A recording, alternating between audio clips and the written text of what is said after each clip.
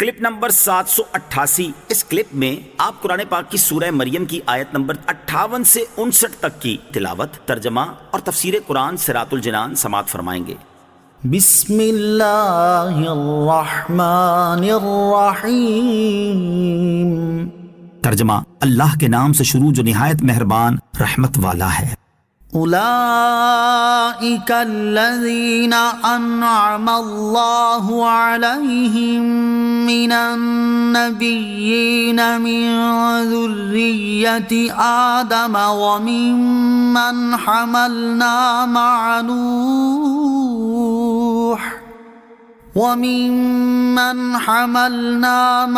نوح ومن ذرية إبراهيم وإسرائيل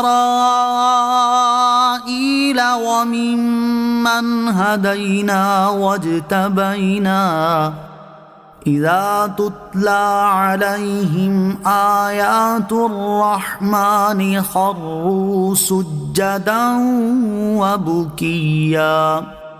ترجمہ، یہ وہ انبیاء ہیں جن پر اللہ نے احسان کیا، جو آدم کی اولاد میں سے ہیں، اور ان لوگوں میں سے ہیں جنہیں ہم نے نوح کے ساتھ سوار کیا تھا، اور ابراہیم اور یعقوب کی اولاد میں سے ہیں، اور ان لوگوں میں سے ہیں جنہیں ہم نے ہدایت دی اور چن لیا۔ جب ان کے سامنے رحمان کی آیات کی تلاوت کی جاتی ہیں تو یہ سجدہ کرتے ہوئے روتے ہوئے گر پڑتے ہیں۔ اولئک الذین انعم اللہ علیہم، یہ وہ ہیں جن پر اللہ نے احسان کیا۔ اللہ عز و جل نے سورہ مریم کی ابتدا سے یہاں تک مختلف انبیاء کرام علیہ الصلوۃ والسلام کے حالات و واقعات فرداً بیان فرمائے، مگر اب تمام انبیاء کرام علیہ الصلوۃ والسلام کا مشترکہ ذکر کیا جا رہا ہے، جن میں حضرت ادریس، حضرت نوح، حضرت ابراہیم، حضرت اسماعیل، حضرت اسحاق، حضرت یعقوب، حضرت موسیٰ، حضرت ہارون، حضرت زکریا، حضرت یحییٰ اور حضرت عیسیٰ علیہ الصلوۃ والسلام شامل ہیں۔ اور یہ وہ مبارک ہستیاں ہیں جنہیں اللہ تعالیٰ نے نبوت اور رسالت کا منصب عطا کر کے ان پر اپنا خصوصی احسان فرمایا اور انہیں اپنی طرف ہدایت دی اور انہیں شریعت کی تشریح اور حقیقت کے کشف کے لیے چن لیا۔ اذا تتلی علیہم آیات الرحمن، جب ان کے سامنے رحمان کی آیات کی تلاوت کی جاتی ہیں۔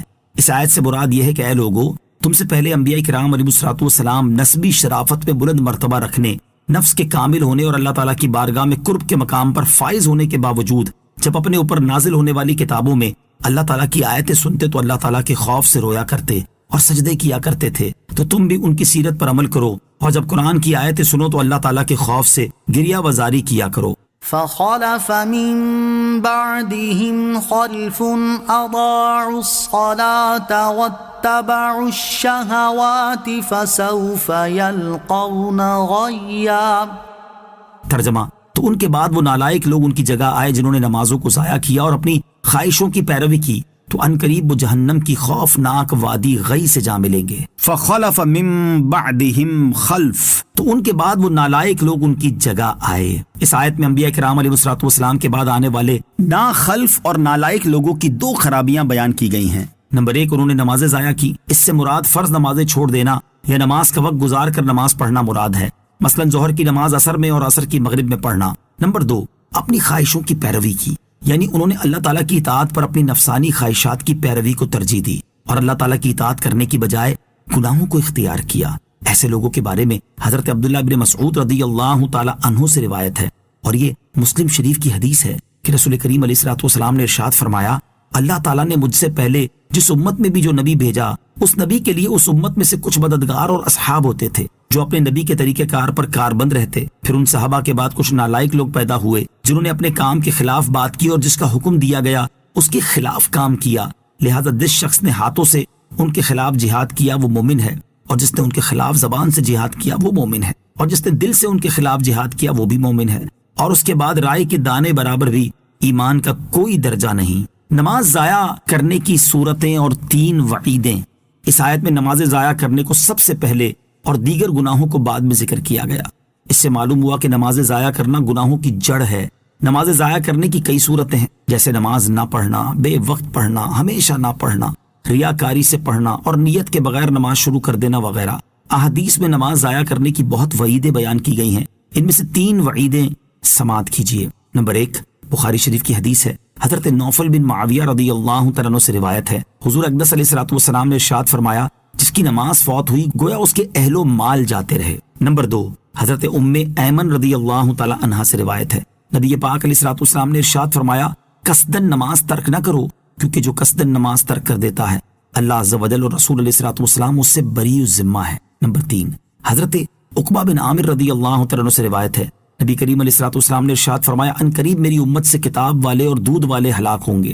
میں نے عرض کی یا رسول اللہ صلی اللہ تعالیٰ علیہ وسلم کتاب والوں سے کیا مراد ہے؟ ارشاد فرمایا یہ وہ لوگ ہیں جو اللہ کی کتاب کو اس لیے سیکھیں گے تاکہ اس کے ذریعے ایمان والوں سے جھگڑا کریں۔ میں نے پھر عرض کی یا رسول اللہ صلی اللہ تعالیٰ علیہ وسلم دودھ والوں سے کیا مراد ہے؟ ارشاد فرمایا یہ وہ لوگ ہیں جو خواہشات کی پیروی کریں گے اور اپنی نمازیں ضائع کریں گے۔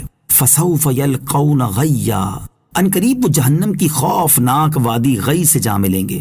آیت کے اس حصے میں نمازیں ضائع کرنے اور اللہ تعالیٰ کی اطاعت کے مقابلے میں اپنی خواہشوں کی پیروی کرنے والوں کا انجام بیان کیا گیا کہ وہ ان قریب جہنم کی خوفناک وادی غی میں ڈال دیے جائیں گے۔ جہنم کی وادی غی کا تعارف حضرت عبداللہ بن عباس رضی اللہ تعالیٰ عنہ فرماتے ہیں غی جہنم میں ایک وادی ہے جس کی گرمی سے جہنم کی وادیاں بھی پناہ مانگتی ہیں۔ یہ ان لوگوں کے لیے جو زنا کے عادی اور اس پر مصر ہوں، جو شراب کے عادی ہوں، جو سود خور اور سود کے عادی ہوں، جو والدین کی نافرمانی کرنے والے ہوں اور جو جھوٹی گواہی دینے والے ہوں۔ صدر الشریعہ مفتی امجد علی اعظمی رحمۃ اللہ تعالی فرماتے ہیں غی جہنم میں ایک وادی ہے جس کی گرمی اور گہرائی سب سے زیادہ ہے، اس میں کنواں ہے جس کا نام ہب ہب ہے۔ جب جہنم کی آگ بجھنے پر آتی ہے اللہ عز و جل اس کنویں کو کھول دیتا ہے جس سے وہ بدستور بھڑکنے لگتی ہے۔ قال اللہ تعالی، اللہ تعالیٰ نے ارشاد فرمایا کلما خبت زدناہم سعیرا، جب بجھنے پر آئے گی ہم انہیں اور بھڑک زیادہ کریں گے۔ یہ کنواں بے نمازوں اور زانیوں اور شرابیوں اور سود خوروں اور ماں باپ کو ایذا دینے والوں کے لیے ہے۔ صلو علی الحبیب صلی اللہ تعالی علی محمد صلی اللہ تعالی وسلم۔ مجھے اپنی اور ساری دنیا کی لوگوں کی اصلاح کی کوشش کرنی ہے انشاءاللہ عز و جل۔